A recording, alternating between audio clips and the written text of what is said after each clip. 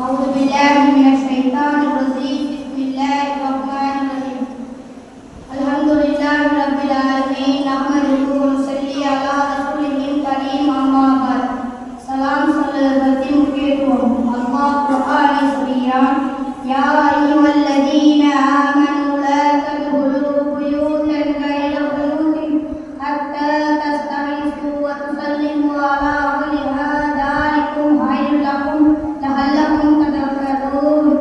இறை நம்பிக்கையாளர்களே, உங்கள் வீடுகள் அல்லாத வேறு வீடுகளில் அவர்கள் அனுமதி தராமலும் அவ்வீட்டார்களுக்கு சலாம் கூறாமல் நுழைய வேண்டாம். இதுவே ஒரு சிறந்தது.